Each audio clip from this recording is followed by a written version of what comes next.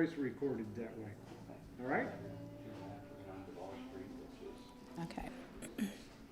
Hello, I am Susan Lenger. I have been your Ward 1 Alderman for the last 2 years, and I want to continue and help our town prosper. I have no hidden agenda. I just want to keep our town strong and stable. I am a lifelong resident of the area. Living in Hermann has helped me grow as a person and as a citizen, and to appreciate what we have.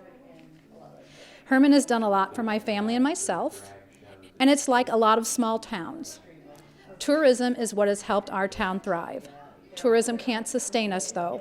We need to look continually to the future, planning, working together, and pushing forward. My campaign, Community First, is based on this. We can all sit and complain, but it won't get us anywhere. How do we do this?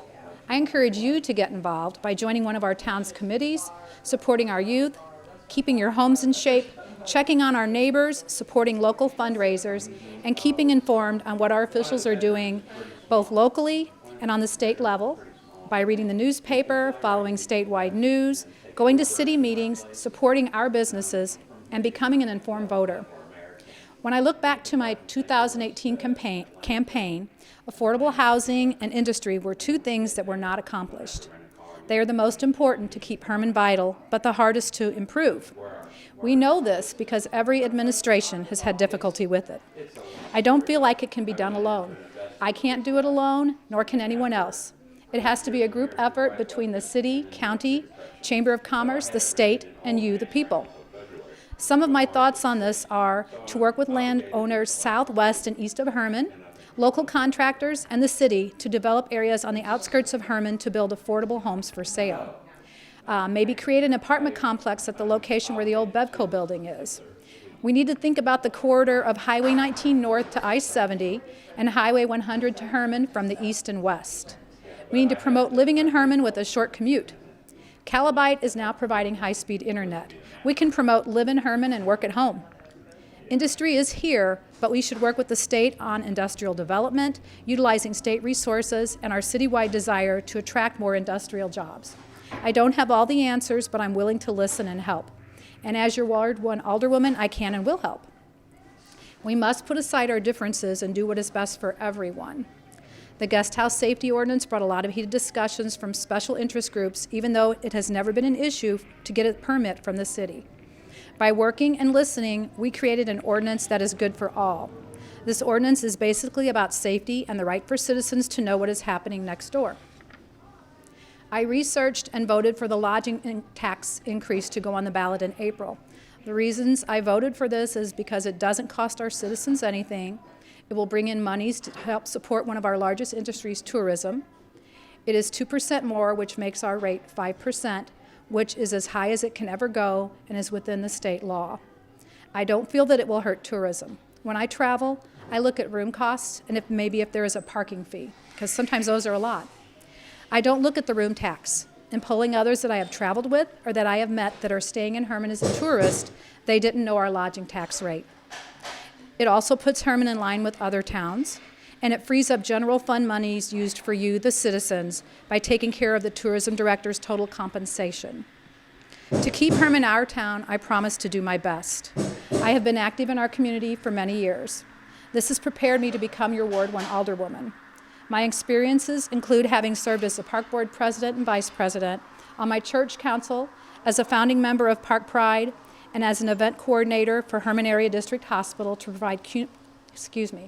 provide community events in our town and to promote health and wellness in our community. I have also worked on several grants for our community, and I'm very proud of some of the things I have helped accomplish as a citizen and as your Alderwoman. Improving our streets, getting high-speed internet, a new cell tower, it's still coming, I promise, keeping our utilities strong, and a good park system. All of these things are important for our town. I feel that by continuing as your Alderwoman with the experience I have gained in the last 2 years, I can further serve all citizens in our town. Please feel free to contact me, and I will do my best to help you.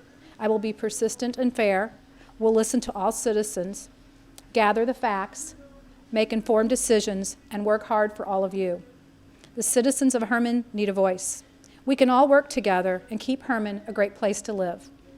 I will continue to be that voice when elected on April 7th as your Ward 1 Alderwoman. I ask for your support and voice. Thank you. Does anybody have any questions? I have one. Okay. Do you have a long-range plan for the city of Hermann as far as industry and tourism, what you would like to see or push forward for?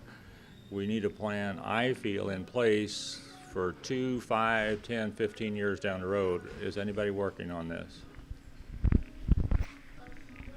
I think that we need to make a concerted group effort with all the aldermen, the mayor, the city staff, the Chamber of Commerce, and our tourism directors to come up with that kind of a plan.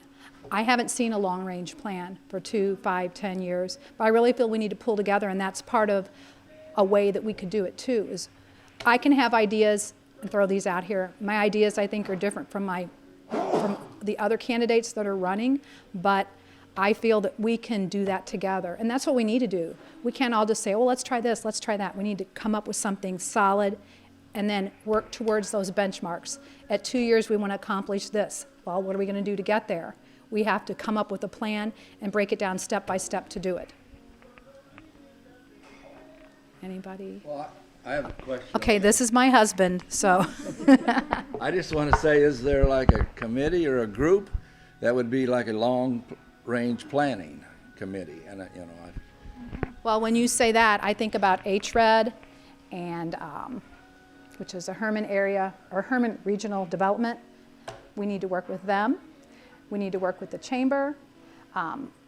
The state can help us.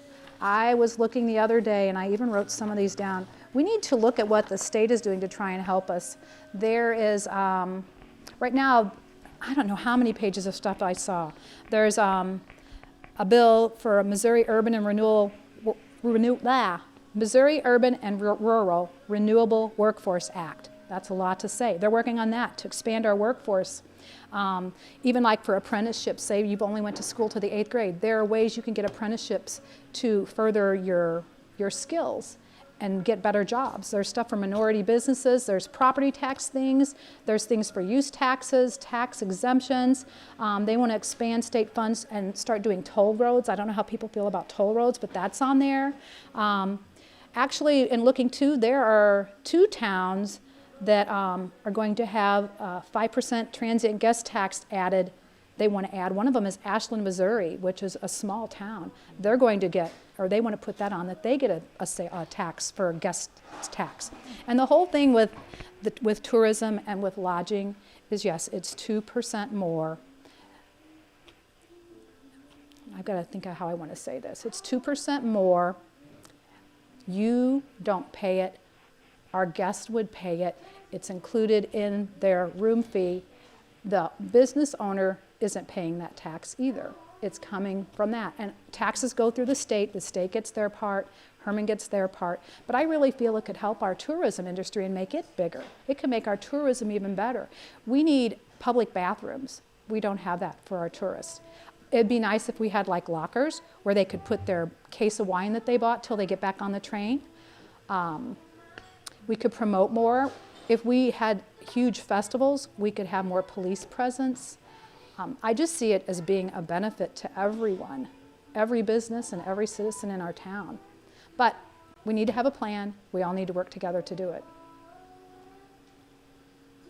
Anybody else? I have a question. Okay. Your opponent in your race has voiced his opinion of privatizing the electrical department in the city. Your thoughts on that?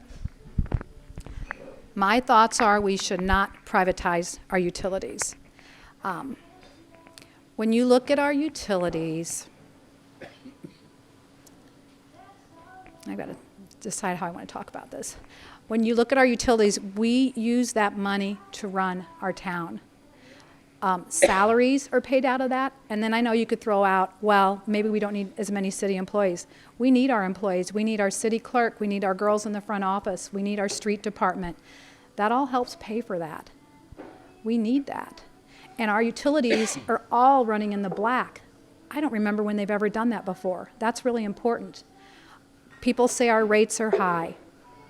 In some towns, I'm sure they are higher, but in a lot of towns, they're not higher. And if we privatize and sell to, say, Ameren, there's a tornado. God forbid, I hope we never have one. But if there's a tornado that goes from here to Eureka, where are they going to go first? They're going to start in and work their way out. We could go days without power. Right now, we have utility workers that can go out there and fix it. They can take care of it. We won't have that. We do have those big central electric poles. That's in process to get rid of those because we can't repair those. So we're trying to take that burden away. So we need those things. They help us. You could say, oh, it's a business. Well, it's the business of the city. It's to keep our city going and keep it vital. I didn't realize until I became alderman, we pay for the lights that go on the bridge, every street light in town. The city pays for that. We all pay for those things, and we need to protect them and keep them running as well as they are now. It's important. Anybody else? You've really made our park system better with all the new things. Are you going to continue to work on that? And also the pool house, the pump, is there any talk of getting that moved up above ground so the pool doesn't close when it floods? I'm not the only one that did this stuff in the park. I had a great team. I mean, there's a great park board. We have good employees in our park. And then we have Park Pride, and that was a group of moms. That's why I talk about supporting your town and doing stuff. Don't sit and complain. These moms were wanting something in our town, so we formed Park Pride. And look at what we've done. We have 2 playgrounds, and we're getting ready to do our 3rd one. I mean, it's amazing what we can do if we all pull together and come up with a plan and think about it. And if a little group like Park Pride can do it, why can't the city do it? Why can't anybody else do it? We all need to work together. I am not for sure on details about the pump house, but I know it's been talked about bringing it up above ground. But we got to have money for that too. And I'm not on park board, and I go to some of their meetings. But being a former park board member, I try to they do their thing, and there's another alderman. All of the aldermen take a different section and do things. So like there's an alderman that goes to park board meetings, there's an alderman that goes to the Arts Council, to the Utility Advisory Board. So all of these groups have somebody there from the city that's helping them, advising them, and going back to all of the rest of us and telling us what's going on. So there's our support and us working together as aldermen to help everyone too. Anybody else? No? Mike? No? Okay. Well, thank you all. Now we're going to go back in. Oh, thank you. Thank you.